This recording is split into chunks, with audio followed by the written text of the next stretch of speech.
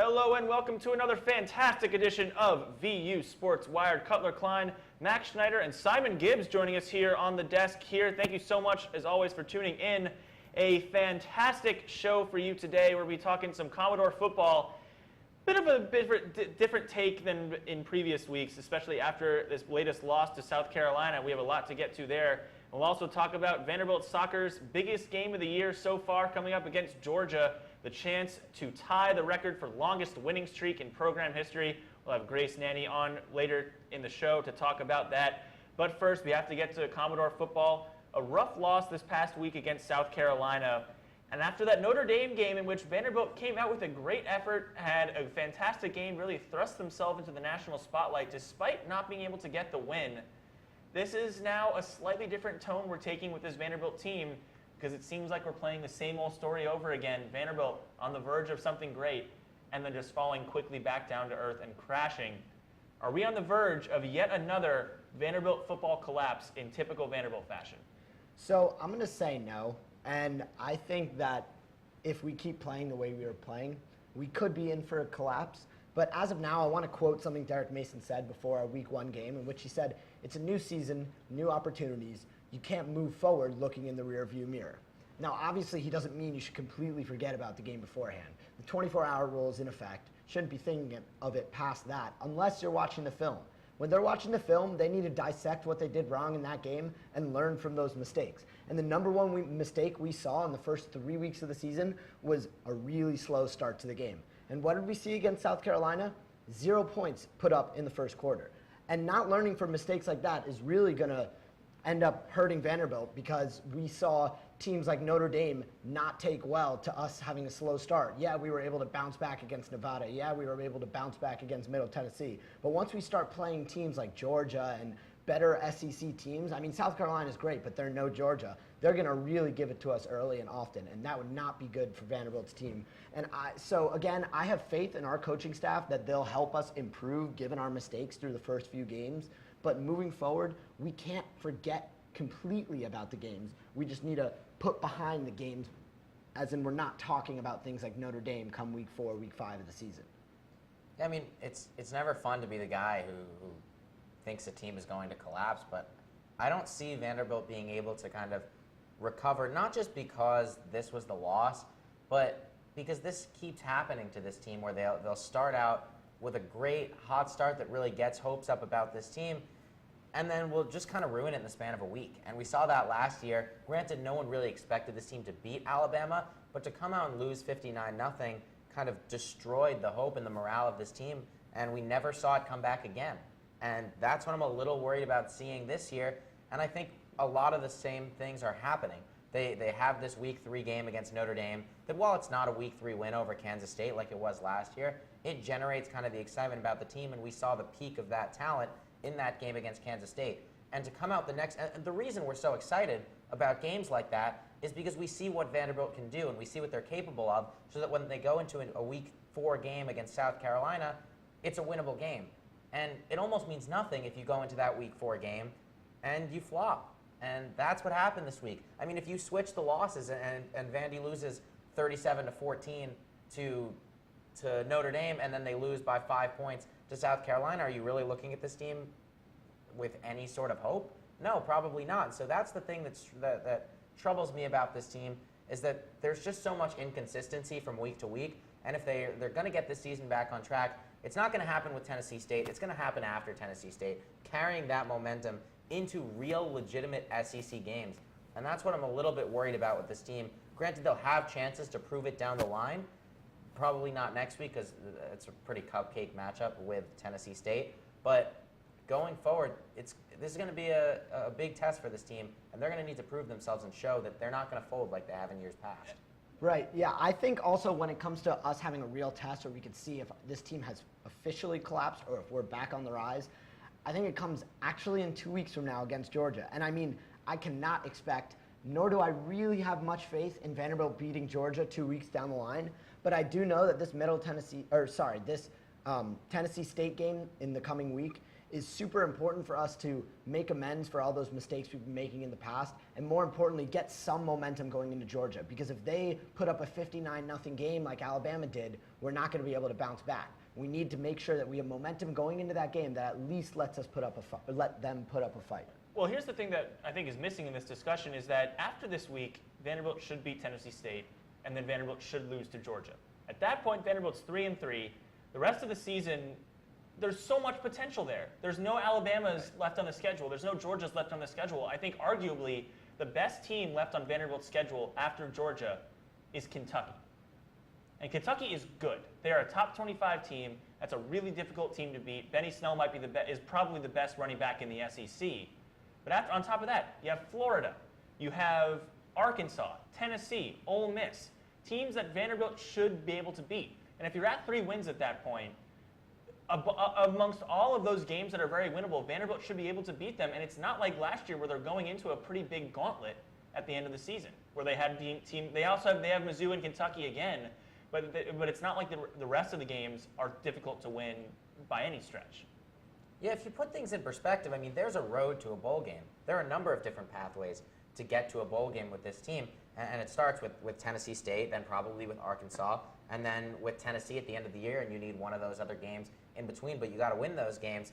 The thing that troubles me about Vanderbilt is this isn't a team that you can look at the schedule and say, all right, win, loss, because they don't show up to play every week, and they play to their opponent a lot, and they've done better in the second half of games early in this season against teams like Middle Tennessee and Nevada, showing up and being that dominant force that they're supposed to be in the second half. But in the first half of those games, they didn't show up to play. And against South Carolina, they didn't show up to play. And so if you don't show up to play week after week, you're not going to win SEC games. And I don't care if it's Kentucky or if it's Arkansas. This team has to be able to control themselves before they can control the opposition. And I think that's been the struggle with this team because the talent's there. You don't lose by Notre Dame by 5 points if you don't have talent on your roster. They have talent. This is the most talent they've had on the offensive side of the ball in years. They have a great quarterback. They have an absolutely elite wide receiver prospect. They have a left tackle who pass protects well, he run protects well, and they have a three-headed backfield that we'll touch on later, but they have guys that can run the football. So the talent is there. It's just about consistency, and until I see that consistency, I don't see a successful season. Yeah, and Max, I'll ask this to you before we move on to talk about the running backs. If there's anything that you could see from Vanderbilt against Tennessee State that would maybe dissuade you a little bit from throwing in the towel right away, what would that be? Because for me, it would be just starting out faster than they have in previous weeks because first halves have been absolutely abysmal for this team. If you saw Vanderbilt come out and really make some changes and come out with a strong first half, do you think that would maybe give you a little bit more hope going forward? Yeah, I think it would. And first, I don't want to necessarily throw in the proverbial towel, but I think more likely than not, I see Vanderbilt struggling going forward just based on past history and kind of recency bias a little bit. But if I want to see anything, I want to see Vanderbilt understanding its strengths and then rolling with them. And I think that's something we didn't see this weekend, particularly in the run game, and we talked about this a little bit before. They seem to struggle understanding which running backs excel in which areas. And I think we love to see Keyshawn Vaughn, but we love to see Keyshawn Vaughn running off tackle, running off Justin School on the left side, because that's where he's had the best runs that he's had all season. And we've seen it a little bit off tackle to the right. He doesn't excel running in the A-gaps. He just doesn't. That's not his strength.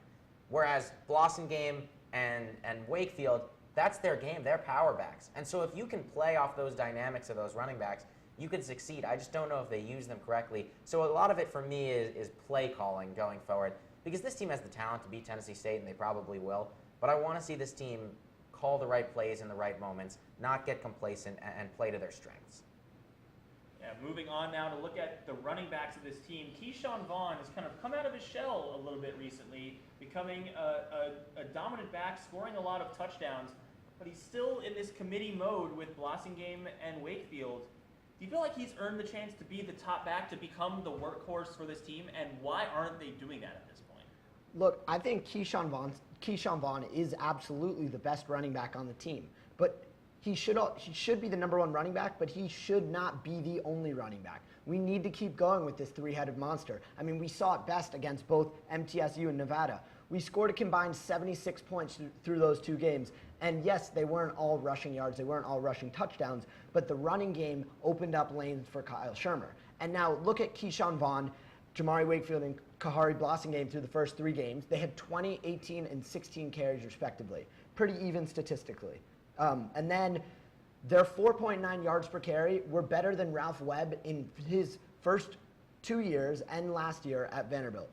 To have a yards per carry rival someone of a Ralph Webb, granted it's not one person, it's three, that's something that they need to keep using because they can't exploit the defense with one person. The defense is going to get to read Vaughn. They're going to get to read Blossingame, so we can't just keep rolling out the same guys. I think it's best to have Vaughn in at crunch time. It's best to start the game out with Vaughn, but he should not be the only one getting touches. Yeah, 100% agree. Top back, yes. Workhorse, no. And I think that's a lot because of the style and the way he runs, but also because these three different guys excel in really different ways. I think that Vaughn is the best runner of the three. He's the quickest. He's the fastest. I think when you need a play, you go to him because he's the kind of guy that can make moves in open space. But he relies a little bit more on run blocking than the other guys do because the other guys can hit the gap and push the pile. And that's what we've seen a little bit more recently with Wakefield. I think Mason's starting to lean Wakefield over Blossingame just because Wakefield combines that size and that strength with a little bit more speed than Blossingame does. But the snap counts are going to be a little bit three-headed, and I think the reason for that is Wakefield and Vaughn don't have a lot of experience pass blocking and aren't so great at pass blocking, whereas Blossingame excels blocking in the passing game. And so that's why we're still going to see a lot of those three running backs. Of course, when you need points, though, Keyshawn Vaughn's the guy, and he's the guy that can turn a 3-yard gain into a 30-yard gain, and he's the only one of those three running backs that can do that on a consistent basis. So when you're looking at the top back, the RB1 on this roster, it should be Keyshawn Vaughn, but not at the expense of Wakefield and Blossingame. Blossingame and Wakefield have also shown they're talented. I mean, 5.1 yards a carry this week for Wakefield. Exactly. They can run as well, and there's too much talent in the backfield for us not to be using all three of those options. I mean, we shouldn't be splitting it evenly between the three. If one has the hot hand, he should be taking it, thus us saying Vaughn should be the top guy. But I do think they should all be getting carries. Right, and even then, when Vaughn is rotated in, you see an added dynamic to this offense. He was on the field for a lot of those Vanderbilt scoring plays over the last couple of games. And it's almost like when they do that, they immediately cut away from him, and then that slows down the momentum of the offense. So I agree that maybe using all three backs, certainly, but I think the lion's share of carries should go to Vaughn. And especially, would you agree that when the team has momentum, when Vaughn is on fire, why not keep feeding him? Why not keep feeding him instead of just sticking to some rigid game plan and just rotating it through? Do you think that, when you see that Vaughn is getting going, to be able to keep feeding him until maybe the defense proves they can stop him? I mean, yes, if that's the case, and I think that has been the case through 3 out of the first 4 games this season. I will say that I think on Saturday, Wakefield was the best running back. And while Vaughn showed flashes, he had 9 carries for 30 yards. That's not a great day for him. He had the touchdown. But Wakefield had 14 carries. He averaged 5.1 yards a carry. And it wasn't like he broke off some long run to kind of sway his average. His longest run was 11 yards. So he was routinely churning out 4 or 5-yard gains on first downs. And that's what you can ask for, because a lot of the times when you try to run Vaughn up the middle, you'll lose a couple yards because he isn't really going to push that pile, and so you'll get forced into 3rd and longs. So I think it is all about picking your spots. But I do agree. I think Vaughn should be starting games. I think having Vaughn in on that first possession is big, especially when we talked about them starting slow. Vaughn's anything but slow, and that's a big punch in the mouth to start games. So I do want to see Vaughn start the first half, start the second half. That hasn't been the story so far for this team, and it should be going forward. You saw Vaughn enter the game in the second half against South Carolina. His first play was a 27-yard completion down the field. When he gets on the field, he is dynamic, he is electric, he brings something to this offense that the other backs maybe just can't. So we'll see how they rotate these guys through, especially with a local opponent in TSU coming up here. Finally, moving on to Vanderbilt soccer. The Commodores in a massive battle this weekend with the Bulldogs of Georgia. Vanderbilt winners of 10 straight dating back to the second game of the season. Commodores and Bulldogs get underway at 4 p.m. this Sunday at the Vanderbilt Soccer Complex. Vanderbilt going for a record-tying 11th consecutive win that would match a mark from 2005 set by Ronnie Woodard's team back then. This is a historic game. The athletics is encouraging students to come out, pack the Plex, give this team a home field advantage that they deserve. Because let me tell you, this game is fun. This team is really, really fun to watch. Grace Nanney joining us here on the desk now to talk about this game. Now, for both of y'all, what makes this team so fun to watch, and why should fans come out there and support this team, especially in such a historic game like this? See, I think the fact that we have to ask why fans should come out, I mean, that's a little bit of a silly question. And it's not to say you're asking the silly question. It's saying that this is a 25th ranked team in the nation, and they're coming off a 10-game win streak looking to make history with number 11. I mean, if that were almost any other major sporting event at other colleges, people would go out and show up. So why can't we go show up and support soccer? I mean, they're trying to break an attendance record of just over 1,000 people. It's Parents' Weekend. Go with your parents, free game, you get free attendance, and it'll be family fun. And I spoke with Darren Ambrose yesterday, head coach of the soccer team, and asked him the same question. And his response was, if there was one thing I could change about this program, it would be that we had better fan support. And that says a lot. I mean, they're currently ranked 25th in the nation. First time they've cracked the top 25 since 2006, and that was in the preseason when they were ranked 22nd. I mean, this is a very good team, and you're going for free to watch very quality soccer, and it could be history in the making. Yeah, you know, just going off of what Simon was saying, there's no reason not to go to this game. These girls are so fun to watch. We have amazing attacking power. We have people in the midfield who are doing big things. The defense is so fun to watch when they stop the attack of the other team. At every single part of the team stages, this team is so fun to watch. And I've seen some of the most amazing goals I've ever seen in any soccer over the past couple games with this team. There's been some amazing goals. It's just exciting to watch, and I think everyone should be able to get behind this team. I think that's the difference between previous years and this year, is that Vanderbilt in the past has kind of been anchored by defense and by goalkeeping. And it's not to say that it's not there this year. It absolutely is. But, you know, you looked at the 2005 team. I spoke yesterday with Ronnie Woodard, who coached that team. She's now a color analyst for Nashville SC in town here, and she said that the anchor of that team was their goalkeeper, Tyler Griffin.